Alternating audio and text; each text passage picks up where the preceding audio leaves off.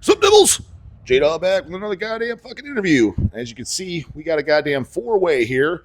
Told you, came all the way down to goddamn Hell's Heroes. We're down here in Houston, Texas.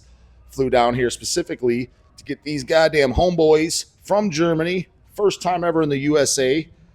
Told you guys I wanted to interview them, so they made it happen. So hell fucking yeah. So let's have each guy first introduce each other to the channel, especially for all you guys that are unfamiliar with the band. So, hi, I'm Cagliostro. I'm the vocalist. I'm Kata. I'm the guitar player. Max Bauer guitars. So yeah, first time you guys are here ever, and from what I understand, you guys got one more show in LA. Is that? No, we wanted to do extra shows, but it was too complicated, the whole organization. So yeah. So this is the only show? It's the only show. Oh, I was told that. Unfortunately, but yeah. Yeah, no, I was told you guys are playing another one in LA, one more. No. Oh. Oh shit! Well, so fuck. Even more. I feel even more special. This is so exclusive. Hell yeah! See, so damn exclusive. So having said that, you guys have a new album that's not coming out yet. We'll get to that. You have two that are out. First album, The Invocation, came out in 2012. That's when I was first introduced to it, and I absolutely loved it. Thought it was great. My favorite song on there is "Join the Coven," in case you happen to give a fuck. And then after that, when I remember when Sanctimonious came out, I was excited, but I was like, it's probably going to be good. I was like, but there's no way it's going to be as good as that second album. I mean, that first album. And I was like, I listened to it, and I was like, holy shit, I like this album even more. And Serpent in the Pulpit's my favorite, in case you happen to give a fuck. And then, new album's coming out. Everybody knows Dawg's got it on pre-order, of course. Van Records, pick it up. It's out, next month? April 5th. Yes. April 5th, yep. Yeah. Right before that shitty-ass fucking Easter. So, I heard 3 songs on that. Really liked it because they are the singles that came out. I guess the first thing I'm going to ask, and it seems like you guys haven't done a ton of interviews, but I'm sure you've gotten asked, is I've introduced you to your guys' band to people, and I get 2 general replies of what people's response of how they like the band. Either they're like, holy shit, this is the greatest thing since goddamn King Diamond and Slayer, or I don't know, man, this sounds like Merciful Fate King Diamond. It just sounds like a direct ripoff. And the thing is, I found that extremely strange because I personally have never heard another band, especially vocally, that sounds exactly like King Diamond, as close like that. Now, you get these, I guess, deaf motherfuckers that say stuff like Ghost or Portrait. I'm like, or In Solitude. I'm like, that doesn't sound anything like them. Like, what are you talking about? Like, whether you look like them or not. I was like, that doesn't sound like them. So, in my opinion, unless there's somebody I haven't heard, there's one band that you can say, but how many bands sound like Sodom? Entomb, Suffocation, Cannibal Corpse, Iron Maiden, and you can name 100 bands that sound like them, and nobody's got anything to say about that. But the people bitching, I'm like, it makes no sense. And Merciful Fate's last album was 1999. That's 25 years. King Diamond's last album was 2007, I believe. Give Me Your Soul, Please, if I'm not mistaken. That's 17 years of complete delayness. So what is the problem? Like, what is you being the singer especially, what is your response to that? For the people that say that, because I thought it was great. Yeah, we get this. It's a fake band stuff like the early days, like when the demo came out. These kinds of groups you described, like the haters and the people who really like us, they were there from the start. So it gets kind of boring after 14 years now. But yeah, it's a little strange because most people, they want more bands that sound like Merciful Fate and King Diamond, but when they get it, they hate it because there's only one king. Right. So that's seems to be a big problem. But yeah, most of the people, I think, over time they get over it when they really do like the song material, and yeah, that's a good thing, I guess. Yeah. I think it's different. It is different, but they hear the falsetto and they immediately think, oh, that's King Diamond. I use other vocal techniques from that sound more like Rob Halford. Like I can hear that. Mm-hmm. You can, and in the riffs too. You can hear a little bit of dissection here and there. Right. As a matter of fact, I think the newest song released, it's got mini blast beats. Now, before any of you dummies in the comments say anything fucking stupid, I didn't say blast beats like we're talking Christian or something. But I'm saying it's a little bit it's got a little bit more of a black metal feel, but still with the heavy metal. Maybe it was the Newbies guy. Was it Newbie? Was it his contribution? I don't know. We got the new guy down here. He's like, I'm the new guy. Yep. It actually was. Yeah. Oh yeah, he's the black metal guy. He's got Yeah, Misfits tattoo. He's got a few. He's got Dissection tattoo. Well, there's Dissection. Yeah, but we played in a band before, like starting in 2009, and it was a black thrash band and totally Dissection influence. Which band was that? Eraser. Oh, okay. Yeah, I Yeah. mean, I've heard of it, but I didn't Yeah. have. So I don't know. It's just I don't know, an old thing that we both like love Dissection and have these influences. Well, how did you enter Attic? Who got the boot? Sorry. How did you get into Attic? Yeah. Yeah, we know each other for such a long time, and the guys just asked me like 1 month before a 4 weeks tour, and I just said yes, and then And you're that's here how it. now. Yeah, and you know. Did you so you play on the new record that's coming Yeah. out? Yeah. Okay. So you recorded on that. So that'll be the first thing that's out there. Yeah. I'm now in the band for 5 years. So. Oh yeah, shit. Yeah, because the last album that was 2017. Yeah. So I yeah, I joined mean, in it's- 2019. So. Yeah. Yeah. Shit. Okay. But I played some session gigs in 2012 and 13 as well. So. Yeah. Yeah, I'm definitely looking forward to seeing you guys live. The only stuff I've seen, I have watched some YouTube stuff, like you played at Vakken. I think did you play Hellfest in France, I think? Not yet. Oh, what did you play in France? I watched something in France. Did you play a festival in France?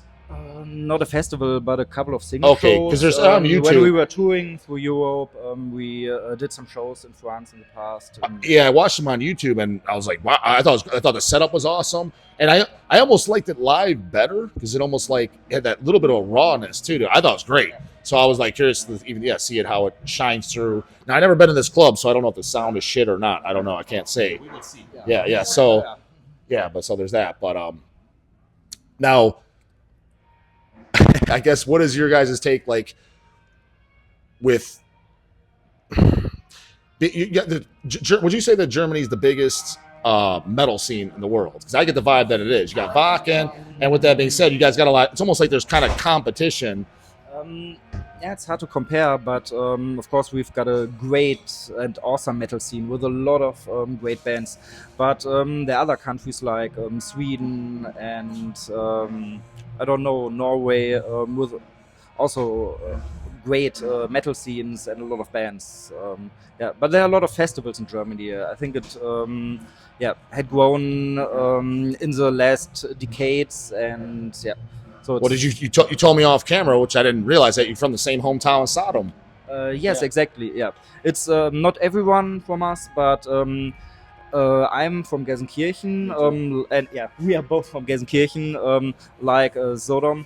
But we are from the Ruhr area. It's in the western part of Germany, and there are a lot of big cities nearby, like Essen, Gelsenkirchen, Dortmund, and yeah, there are a lot of great bands. We are from the hometown of Sodom, but yeah, it's nearby the hometown of Creator, and yeah, all these bands. Now, did you fly in with Sodom? No, we flight in earlier because we had a show in Madrid last weekend, did some holidays, and yeah, we wanted to have the full Texas and US experience. And I think And no barbecue yet. yeah, not yet. Try our U.S. fast food. Yes, of course. Yeah, yeah. Yeah, you like no or We are still fatter. We are Yeah. already fatter than before now. yeah. Yeah, but it's I have great. diabetes right Yeah, now. that's why you fit right now. You can fit right in the USA.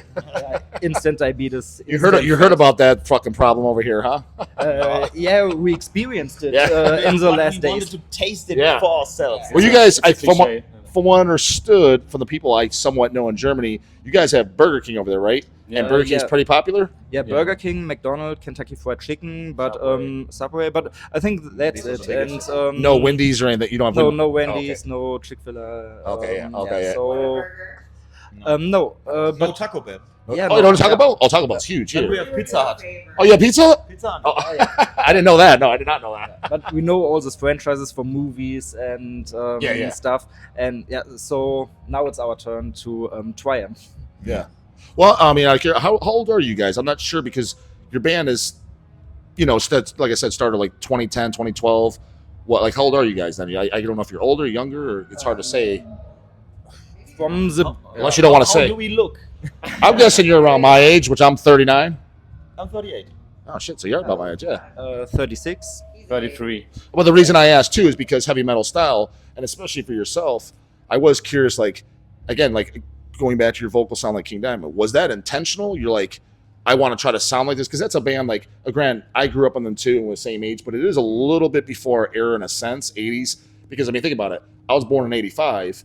Don't Break the Oath was in 84, and then Merciful Fate technically broke up. King Diamond started King Diamond. So technically it is before our generation in a sense. When it was, so did you purposely go on there and like, I want to try to imitate this because no one else is doing it? I think it's so cool. Was that intentional or no? Good question. I started singing, listening to Judas Priest and Rob Halford, of course, and I always wanted to do like high-pitched vocals, like high shrieks and stuff. And yeah, I always wanted to be a singer, and I experimented with my voice a lot. But yeah, later I discovered Merciful Fate and King Diamond then, and I really like this kind of falsetto, which is different from Rob Halford's head voice, and I wanted to do it. And yeah, then the comparison is just there, because there are so less bands that do this kind of like strange falsetto. It's not like beautiful high singing like Halloween does or power metal bands. And the only way to do a band around it is like to catch up on this eerie horror kind of feeling. Otherwise, when I would sing like about dragons and elves and this falsetto voice, it would sound ridiculous, you know. And then you have the falsetto, you have the horror element, and then everybody's saying King Diamond. And I always put on makeup when I started singing with my first bands. I always had makeup on, so I left that in too. And these are 3 components now, so fuck it. Yeah, that's the whole thing. Yeah, but it wasn't intentional to sound like No. King Diamond or Merciful Fate. It was really natural, because Yeah, we were it comes into, natural with me, of course. even from the music perspective, we were big fans of all the US metal bands like Hellstar and Crimson Glory and all this stuff. And we are also into horror movies, horror literature, occultism. So it was natural to sing about these things and to write eerie riffs. And we don't, when we write a good riff, it's a good riff, and we use it. And so we write songs that goes into black metal direction, like the Dissection influence, or the Nodus Horrenda, the song you named. And we don't put any limitations on our songwriting. But I have to say, in the very when we started the band, in the early days, we got a lot of like shit because of all the King Diamond comparison, and we wanted to move around to being too much of a King Diamond thing. But it was very, very early that we realized that we limit ourselves with that. So I wanted to do like a song about a coven, and then there's coven. You cannot use the word coven now because Into the Coven by Merciful Yeah, Fate. right. That's what I know. But that was the point when I wrote the lyrics for Join the Coven, when I said that just fuck it. Let the people shit talk about it. Fuck it. So let's name the song Join the Coven.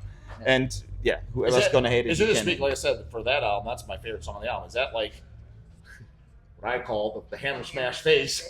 Referring to Cannibal Corpse, that's a big Deathmetal song. Is that like your hit? I could refer to, is that the hit on the album, or is that just me? Like, that was my favorite song. Did you guys? Oh, we are so arrogant. We think every song is a hit. Okay. Well, at least you admit it. Yeah, we don't want to put out songs that we think are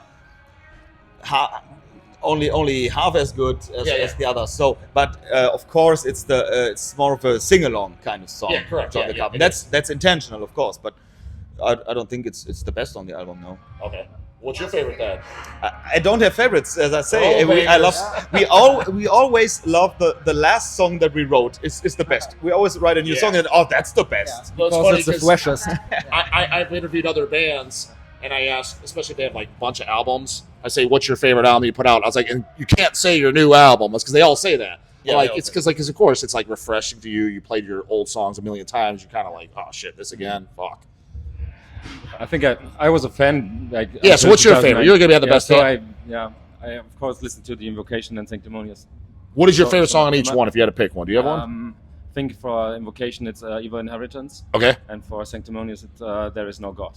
that's funny. There Is No God is my second favorite song. It's so fun. It's so a fun great to ending play song. live. And honestly, the Hail Satan part at the end, that is hands down probably the greatest Hail Satan, like high shriek, like holy fuck. That's the greatest Hail Satan. It is. 100% is. a great compliment. Well, it just is.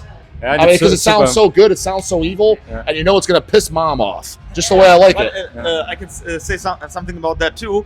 There was the next step where I almost limited the band because There Is No God was only a working title, and the Hail Satan part came very, very late into the writing process, and I thought maybe it's too cheesy to do that. I thought, dude, the lyrics are great. I mean, just all the Yeah. lyrics. I mean, even just lines where like, yeah, you were not good enough. You were not good enough for God, so you're not good enough for men, so you're given to God. I don't know, just sit there. I thought lyrically too, I thought it was awesome.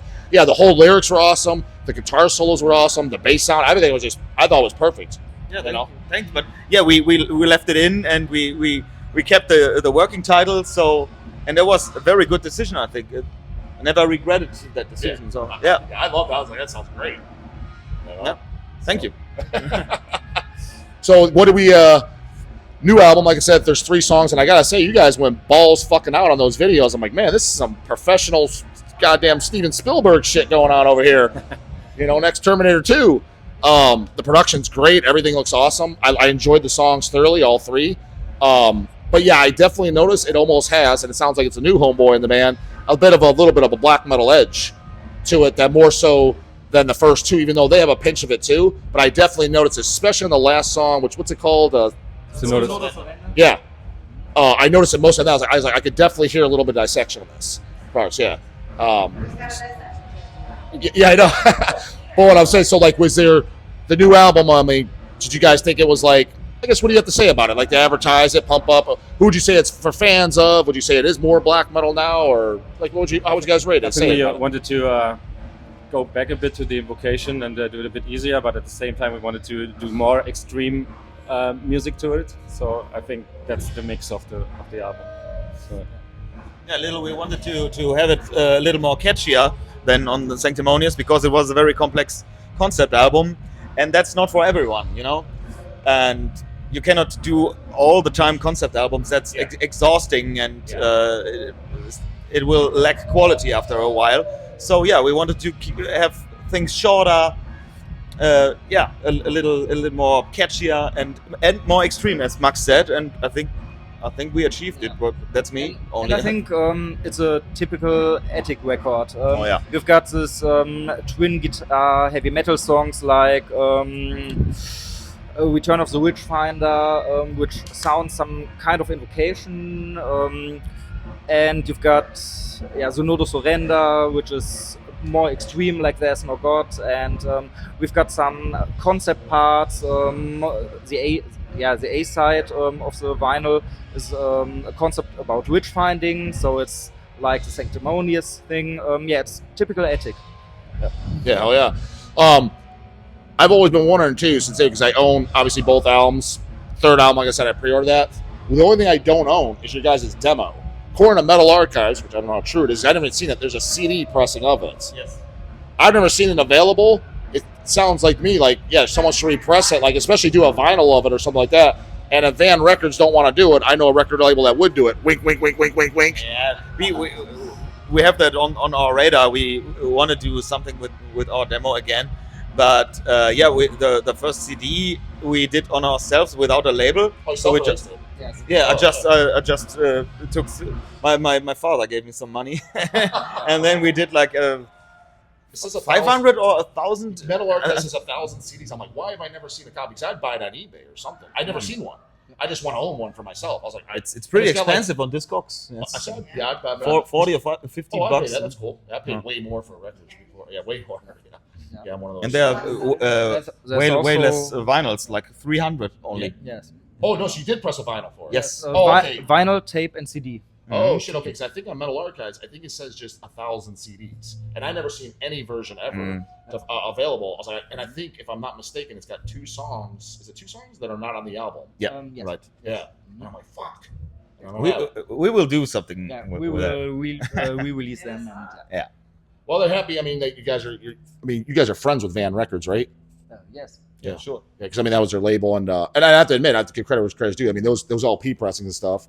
Like I brought you saying like Sanctimonious, that big booklet. I was like, holy! I was like, whoa, this is like super nice. I mean, he didn't go like, because some labels you get stuff, especially like you get the version, it's just like it's really half-assed. If you get it's just a cover and a record, there's not even a fucking insert in there. I'm like, this is a joke. Like, what are you doing? But yeah, it's a gatefold cover with a 20-page booklet or whatever. Like, holy shit! I was like, man, yeah, he put some money into this. So and the new album, but is what I ordered? There's a box set for it. That's what I bought. I don't know. We always do a box set. We did it with the Invocation. And I don't know. Oh no, I don't. As you saw that Sanctimonious, I own the white vinyl and then just a black vinyl of the Invocation. But so there's a box set for each of those. Yes. What's in those? It's almost on every format, the album, and a big poster. And we did for the Sanctimonious box set, we have a back patch, and there's a download code, and there is a second poster in the Sanctimonious. How many box boxes did he press? You remember? set. I'm not sure. Like 300 or 500 maybe. Okay. yeah, something like that. 300. Okay. Shit. Yeah, I mean, I'm surprised he didn't do maybe for the box set or just a limited 2. I'm surprised he didn't do a picture disc version of both of them as well. Then. Yeah, because we hate picture discs. Oh, I love them, man. What's the reason why you really like them? You know why I like them? I had no idea, but I'll- people only.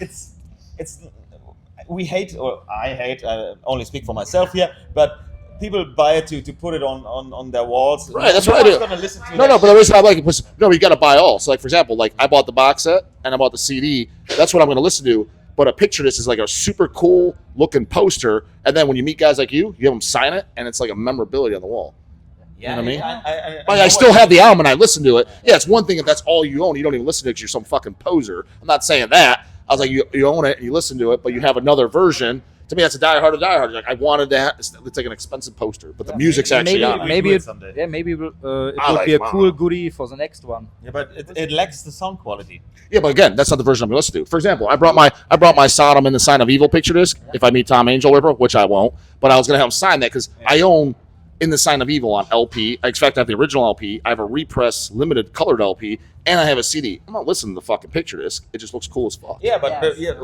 that's the thing. I mean, people use it as a poster. Then we thought that let's just put a great poster there. Use the fucking poster as a poster. Yeah, I guess. That's what we thought. But yeah, I get your point. It's a good item for collectors and stuff. Yeah, exactly. That's in case you know, I'm actually a big collector. That's why Hell's Headbanger started. Because it started off as vinyl collectors, and we just wanted to put out stuff for ourselves. So it started like that as fans. And I collected always. I liked colored vinyl, but I always wanted a CD because in my car I listen to CDs, and then I like a vinyl. Listen to vinyls at home. I was like, the picture just it's like, hell yeah, I got the album cover on a fucking record, and then I don't know. That's why. Yeah, okay. So I have a question. I want to The L-Cat's got a goddamn question. So what got you into metal? Like, what was your first entry band? She asked, "What got them in?" In case you didn't pick up, Germany. what got them into metal? They're from Germany. What was like their entry How bands? old were you? How old? Yeah, it's not very complicated. I want to say Judas Priest, but that would be a lie. How old, roughly? How old I was? Yeah. 8 years old when I was introduced to Iron Maiden, and I immediately bought like a Number of the Beast with my pocket money from back then. I got two Deutschmarks each week, not day, week. So it was a really hard decision which CD I can buy, and yeah. Back in the day, Maiden had the coolest covers, so so I immediately, I was sure I need a Maiden album, not a Priest album, because Priest albums they are great. They don't have Covers weren't cool though. Yeah, no, not for me. So yeah, Number of the Beast, it was amazing, and the record, the music was amazing, of course. And yeah, that was such a great experience. Well, so music-wise, Priest or Maiden? You know, there's that argument. You're a Priest guy. You're a Always Maiden guy. Priest, always Priest. I think we only have one Maiden guy here, but he's also on my side. Yeah. Yeah. I like both. I mean, Yeah, both are great. Well, before he goes next, actually, one question to add to it, I'll ask all of you, so you can get your story like he did. What is like top 5 favorite records? Like 5 really high ones. It doesn't have to be in order. Like what are 5 that are really like very meaningful for you, life changing? Okay. I think it helps let you know a little bit about a person when they give you 5 of some of their all-time favorite records. It kind of tells you kind of where they're coming from. You can name 3 Attic records and just have to find 2 other ones. Exactly. You got 2 more. Yeah, but I think Max goes first, right? The priest maiden question. Yeah, tell how you got into metal. Yeah. I was 11 years old when my guitar teacher introduced me to Kill 'Em All, and yeah, that's basically the story. So yeah. Well, you didn't answer 5 albums. Yeah, 5 albums. But 5 albums. I would pick Kill 'Em All. I would pick Painkiller. I would pick Rory Gallagher Photo Finish. Yeah, it's too difficult, man. Very difficult. Well, just throw out an album that you really like. I would. You got Set First Torment and Fire. This guy's got class. That's one of my favorite thrash records ever. Yeah, I would say maybe not my most favorite record, but one of the most intense thrash records. It's Infernal Majesty, Non-Shielded Fight. 100% agree. Yeah, and the last one I pick, like a death metal one, I would pick Once Upon the Cross from Deicide. My kind of homeboy. Willst du erst mal? No. Okay. Okay. Yeah, I started listening to punk rock music when I was also 9 years or something. After that, I got into more rock bands like KISS, and yeah, with the age of 10, Iron Maiden was my new thing, and it was the reason why I started playing guitar. Maybe you hear it in some Attic songs. Yeah, and 5 records is really hard. I think Dissection, Storm of the Lightsbane, Iron Maiden, Somewhere in Time, Judas Priest, Defenders of the Faith. Yeah, then it's getting hard. Give me 2 minutes. Maybe you can answer first. Okay. He doesn't want to sing on Cannibal. I think I have 5 together. Of course, best metal album in the world is Painkiller, of course. When I first heard Painkiller, my mind was blown away. It was so amazing, so aggressive. Everything was shrieking. Do you like Turbo and those ones? I know. I agree. A couple of songs. Yeah, a couple of songs. It's a good album, and also Defenders is great, and Scream for Vengeance, of course. But Correct me if I'm wrong. Sorry to cut you off, but I was told this. Nunslaughter. They played there, and my brother used to be a Nunslaughter. And here, not too many people like Turbo and shit, right? And Nunslaughter played in Germany, and my brother was in there at the time. He's like, he comes back. He's like, dude, you know who really likes those bad Priest albums like Turbo? I'm like, no. He's like, the Germans. He's like, dude, it was in between bands, and they were playing it, and they were dancing and shit and singing along. He's like, what the fuck? I didn't think anybody liked this album. So I don't know. Is that true or not?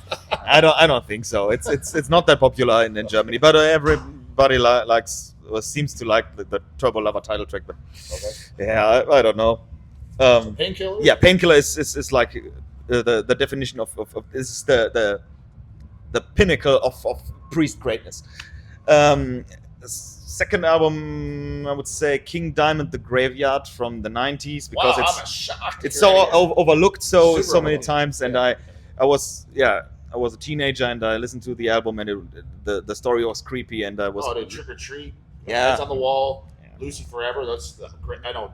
People are stupid as fuck. They don't even talk about that. So I don't necessarily mention now the best albums of the artist, but overlooked ones. The overlooked ones and the albums that mean a lot to me. And Painkiller and Graveyard from the Graveyard from King Diamond are meaningful to me. So I say Iron Maiden, Number of the Beast, even though I like Somewhere in Time more, but it had more impact because I was so young.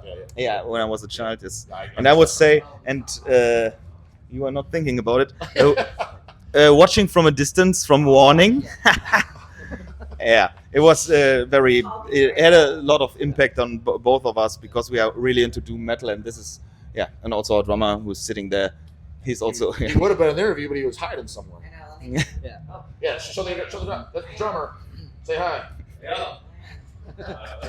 He was hiding. Yeah. I couldn't find him. He was like in the bathroom taking a shit or something. I don't know.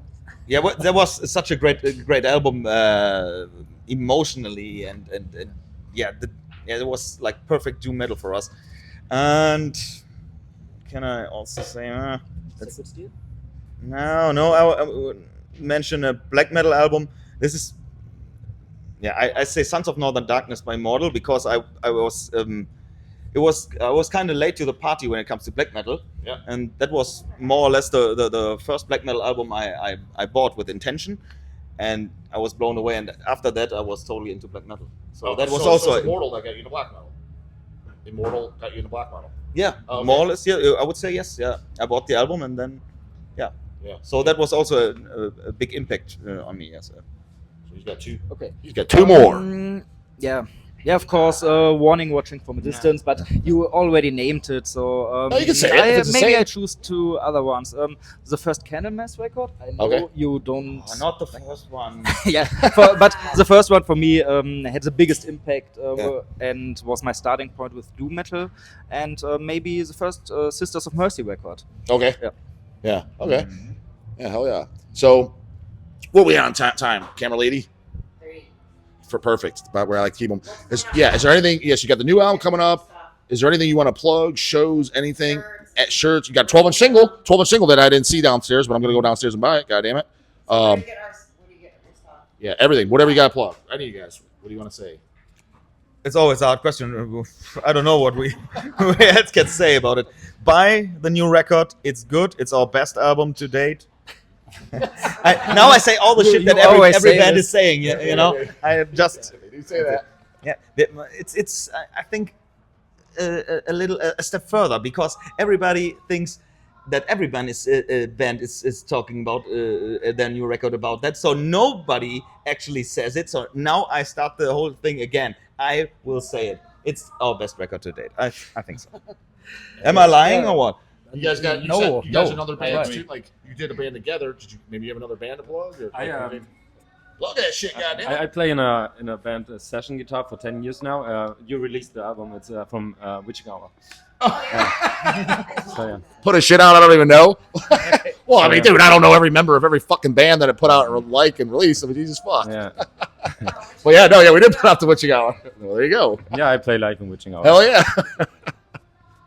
I guess lastly, so what do you guys? I'm just kind of curious. What are you thinking here in America? And you think you guys will come back? Like, We hope so. Yeah, we will come back definitely. Yes.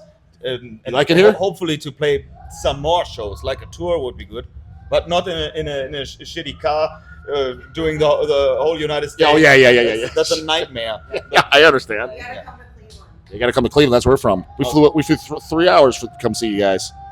Yeah, that's cool. That's pretty cool. Thank you, man. Yeah, absolutely. For coming. So yeah, I'm definitely looking forward to watching you guys. Hope you play my two favorite songs, which you won't, because no band ever does. They like, he's coming, I'm not doing him. Fuck that guy. So yeah, I'll be watching, and hell, I'll even give the goddamn review on the channel. New album out next month. Check it out. We got Attic. First time here in the USA. Later, goddammit.